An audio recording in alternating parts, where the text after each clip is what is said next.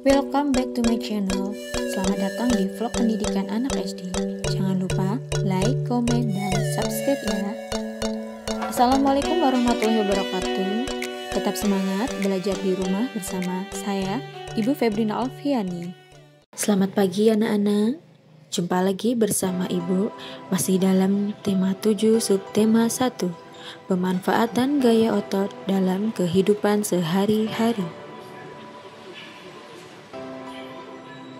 Anak-anak, coba kalian perhatikan gambar di bawah ini. Gambar tersebut adalah gambar aktivitas yang menggunakan gaya otot.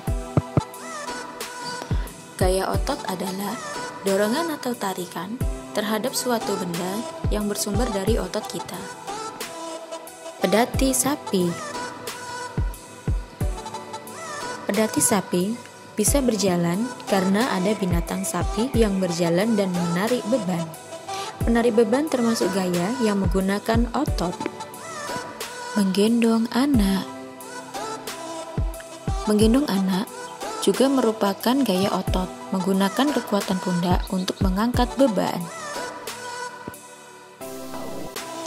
Tarik tambang. Tarik tambang juga merupakan gaya yang menggunakan gaya otot. Si pemain menarik beban dengan kedua tangannya. Membuat gerabah. Membuat gerabah menggunakan kedua tangan dengan menekankan telapak tangan ke suatu objek, tanah, liat. Membuat gerabah menggunakan gaya otot. Nah, anak-anak, sudah paham pengertian dari gaya otot? Ayo anak-anak, kita mengenal seni gerabah di Indonesia. Let's go! Tahukah kamu apa yang dimaksud gerabah? Gerabah adalah alat-alat dapur untuk masak-memasak, hiasan, dan sebagainya yang dibuat dengan tanah liat dan kemudian dibakar, misal kendi dan belanga. Awalnya pembuatan gerabah hanya untuk memenuhi kebutuhan alat-alat dapur. Namun, dalam perkembangannya, seni kerajinan gerabah meluas dan menghasilkan beraneka ragam macam benda.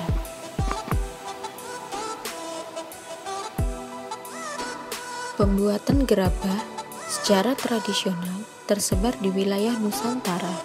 Di Jawa, tempat yang terkenal dengan pembuatan gerabah adalah Kosongan, Yogyakarta. Kosongan adalah nama daerah di Kecamatan Kasihan, Bantul. Letak Kosongan kurang lebih 8 km di sebelah barat daya Yogyakarta. Gerabah Kosongan awalnya biasa saja. Pengrajin Kosongan dahulu hanya membuat barang-barang rumah tangga seperti anglo, cobek, atau kendi. Namun pada tahun 1970-an, Bapak Sabto Hudoyo, seorang seniman Yogyakarta, mendidik perajin di sana. Mereka diajari cara membuat karya seni dari tanah liat. Sejak saat itu, seni gerabah semakin bermunculan. Para perajin membuat kendi yang lebih unik. Terima kasih sudah menonton. Semoga bermanfaat.